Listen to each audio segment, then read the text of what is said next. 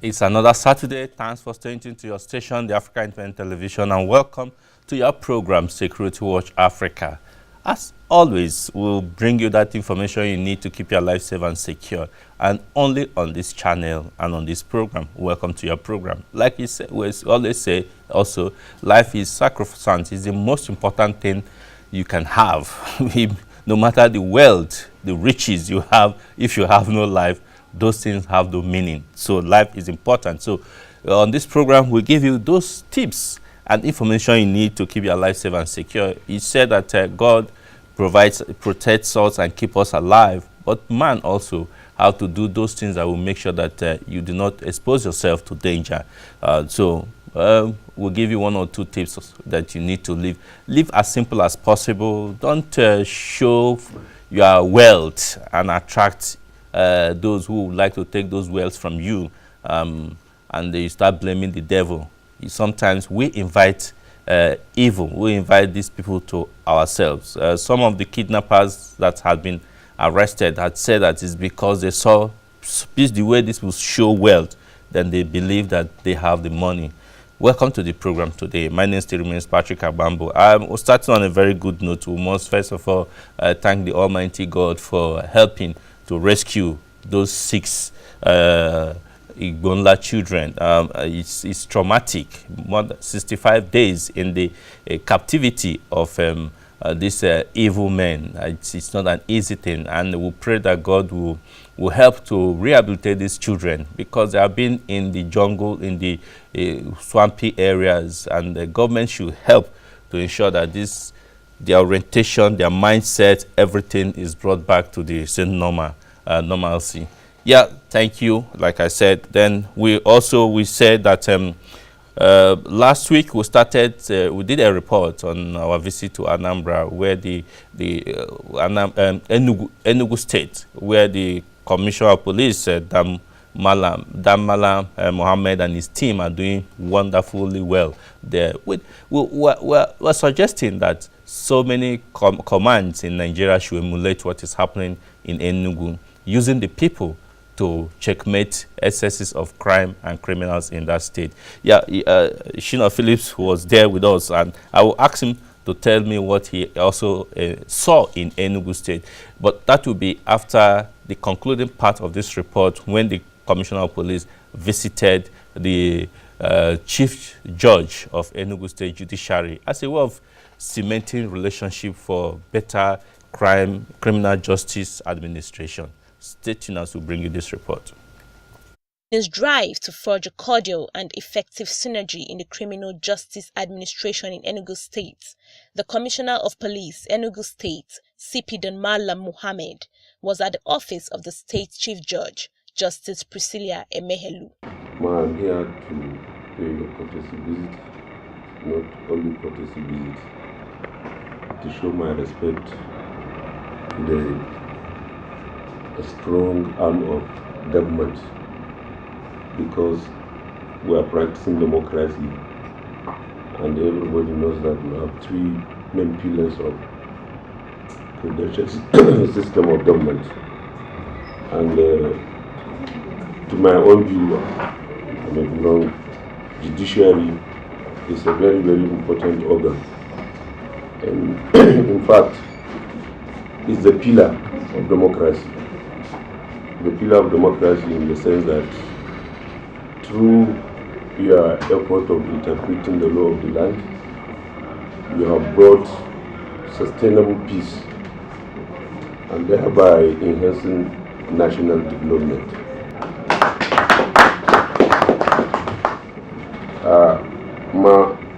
The role of judiciary cannot be overemphasize. That's the reason why I find it very necessary to start with your highly respected institution. Even though when I assumed duty, I met a lot of challenges. So I say with all these security challenges, I cannot start visiting people. I have to put my house in order. And we thank God, as of today, Enugu is relatively peaceful and calm. And now we thank the cooperation and support we are receiving from your high institution, and I'm here to express my happiness and to inform you that I'm ready to partner with judiciary to make sure that we secure life and property of the good people in the state. And at whatever level you need us, we are available 24/7. And I'm appealing to the synergy that is existing between police and judiciary. I want it to be maintained. Welcome back. Seriously speaking, I believe that when the judiciary and the police work together in harmony, then there will be more better, well-managed criminal justice administration in the country. It's a big issue. Yeah, you were in Enugu, and I don't know, what do you make out of what you saw in Enugu general in terms of security and the police over there? Well, you see, from everything that I learned from what we saw in Enugu, especially the synergy between the judiciary and the police, it's quite very overwhelming for me, because you know, from without, you think that it is impossible for the police and this arm of government to work effectively.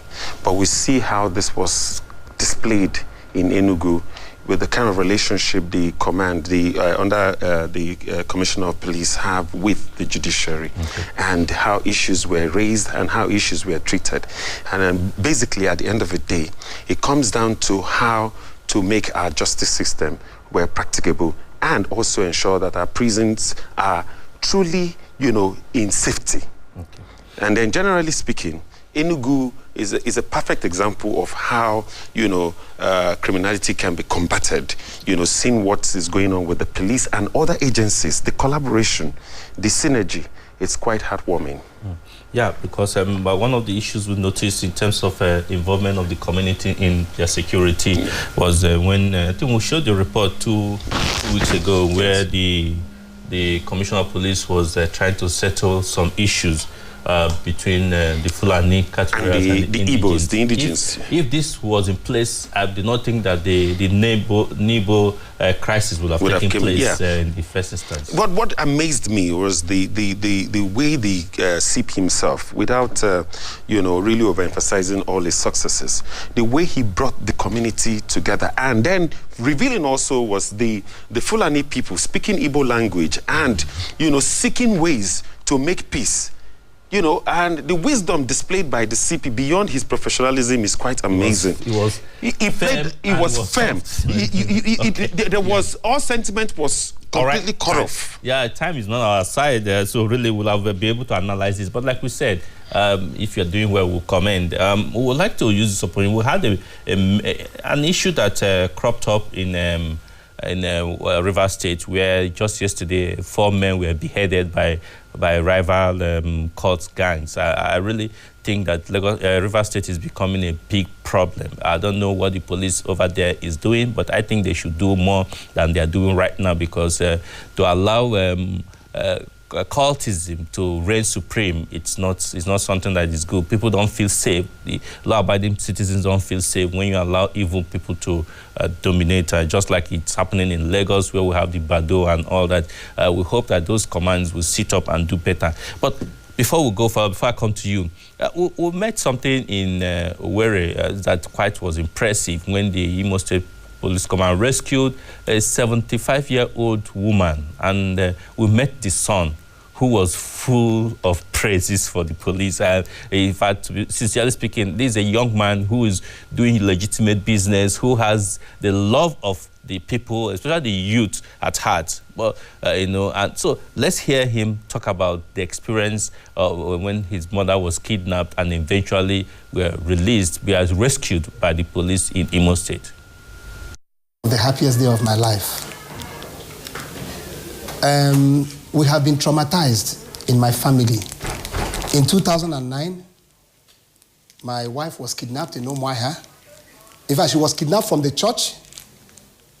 And every day I come home, they followed me up and down. They tell me the people that comes to my house, they mention their names. And I began to negotiate with them.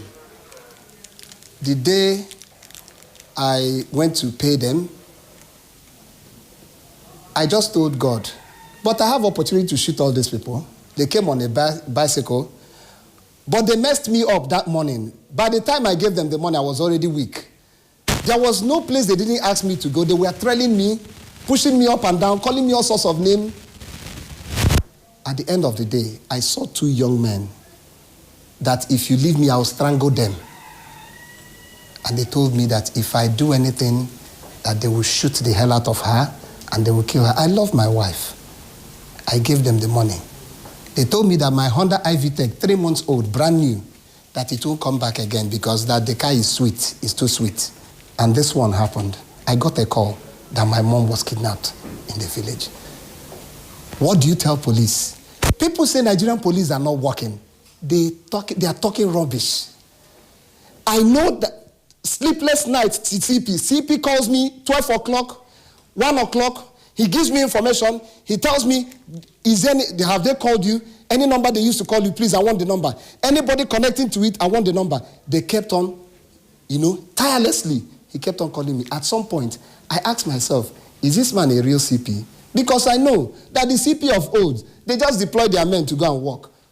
But I want to tell you something today, my brother. Even if they come back to me and kill me, I am a hero. CP has made me a hero. But CP has made the police, Nigerian police, a hero. I am so glad. I am so glad. Not just glad, I am so happy, I'm overwhelmed. If you know the amount of people that besiege my house now and they are celebrating, you will know that the hand of God is upon my family. We have done so much. Thank you, sir. I want to talk more. Please leave me. I still want to talk. I want to tell Nigerians, please encourage Nigerian police. There is nothing they cannot do for you. Encourage Nigerian police. We have a lot of industrialists. Please, come and help them. Even if it's one Hilux, buy and give to them. They are the people that will protect you anytime, any day. A lot of you have your parents at home. You cannot do your business carrying your parents all about. You can't. So what am I saying? Please, Nigerians, the ones that know that they have the world to do, please encourage, you should partner with the police. Partner with the police. Let the police save your life, save your property. Look at what has happened to me. I was on my way coming to pay ransom, 2 million naira. I was on my way coming to pay ransom. I'm not even sure that they were going to collect the money. Yesterday, I told them I was going to put under 1 million. They told me it's 5 million naira. So I was coming to breach a contract with them. How can you do a contract with a criminal? How can you manage a criminal? And eventually... And eventually, I didn't pay 1 naira. And your mother? And my mother is out. Congratulations. My mother is out. Even the state I thought I was going to see him, I didn't find him in such state. I know my mother is a strong woman, but I know that God has been the person that has kept her in that darkness, because it's darkness. A 70-something old woman, you blindfold her. And I want to beg Nigerians, try and fix some of these youths. They are our problem. Whatever you can do, mostly our Igbos, please build mini factories and engage them to work. Entrepreneurship is what they need. They don't need to go and do yahoo. They don't need to go and start in a business center every day carrying computer. You can talk to them. Entrepreneurship. Bring in foreign partners. Partner with them. See how you can employ them. if you have money and you don't have people that you pay at the end of the month, you don't have money. Quite emotional there, you know. Somebody who had experienced a relative being kidnapped and kept for days, you know how it feels when eventually that relative is released. Really, we must commend the Nigerian police for doing great work. Where they are not doing well, we also tell you that they are not doing well. Like, we are calling on some commands to sit up. Lagos State Command and that of Rivers State, they must sit up to provide security for the people. Yeah, we have the social media platform that you can make use of. Send us your views, your comment, ask questions so that we can take it up. It's interactive. But we have one now from Oluchi Reta. He's saying, good day, Mr. Patrick. Right on with the good work. Okay, so thank you very much. We'll do well. We'll do more than we are doing right now with your support so that we can do better. Phil, you were there. I know we don't have time. In just few seconds, what would you say about I just want to beg the government, the federal government of the government of this country, to invest in our police. The sorry states of the police we saw in some of the states we went to, believe you me, these men are doing a great deal. Yes, we know we have a couple of bad ones, but I tell you, if our police are well equipped, in every sense of it, they will do very well. Yeah, the police will do very well. In fact, the security general, we must invest in security. Security is expensive. Security education is also important so that people will become security aware. Our heart also goes to our gallant soldiers that lost their life in Borno State in trying to make Nigeria safer. And the staff of the NNPC that is still missing, we pray that they will be seen alive. And also the civilian JTF that are working so hard, putting their lives on the line, for people to be protected. God will recompensate the families and make sure that this doesn't happen again. Like we called on the government 2 weeks ago, there must be injection. It must inject some support, some encouragement to the fight against insurgency in Nigeria, against the fight against Boko Haram. It has gone down a bit from what we observe in the Northeast. They must do more so that these soldiers and the military can do better. Yes, the acting president had asked the commanders to go back to the field, the battlefield. They will do that, but you need to support them with the equipment and all that is needed. Yeah, we will have to go quickly to the next. Another somebody who also experienced his relative kidnapped, but eventually the relative was rescued. I'm talking about the governor of Kogi State. His mother was kidnapped, but eventually the police were up to the task and he was also rescued. We had an interview with the governor of Kogi State some days back. So sit back as we bring you that interview. That by the divine grace of God has been made to be in the center of the map of Nigeria, which means it connects nearly every part of the country. So when that state sneezes, the federation catches cold. That state, known as the conflict state, that state is a state with a lot of history behind it. And that state, at a particular point, became notorious for criminal activities. And again, by the divine grace of God, a young man, a young Nigerian, was brought in to be the executive governor of the state. We are with him to find out what is his dream concerning the state, because this state is filled with a lot of mineral resources, very rare mineral resources indeed, but yet untapped.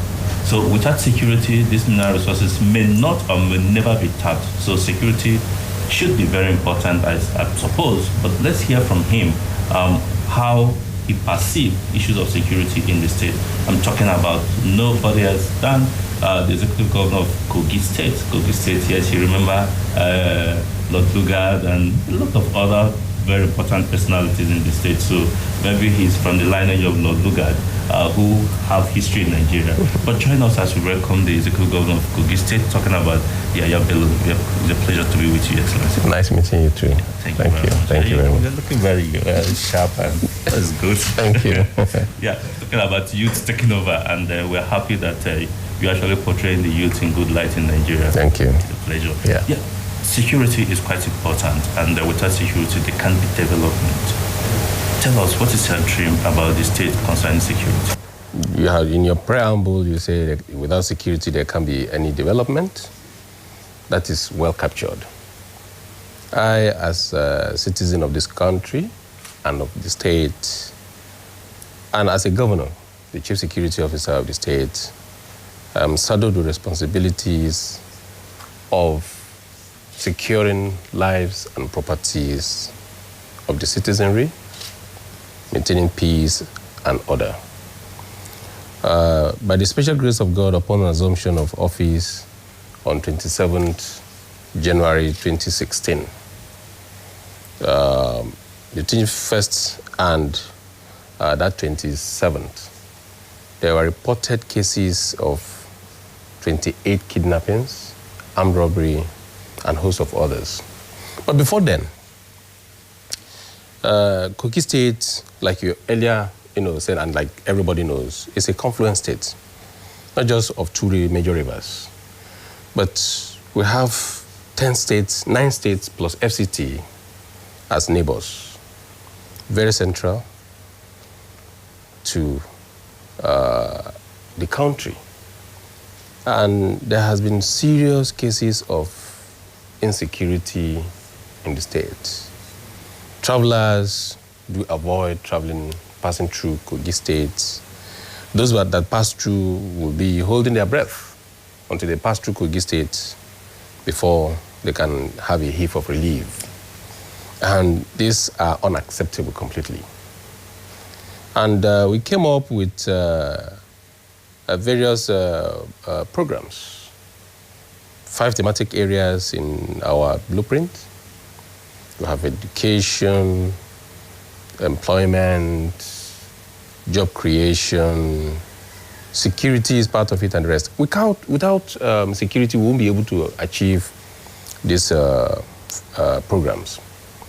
And we sat down as a government, looked at the security architecture of the state, the various heads of the security agencies, their composition, their job, how coherent, how connected are they in terms of synergizing to carry out this job, and what are the requirements that they need. So we're able to bring all the security heads together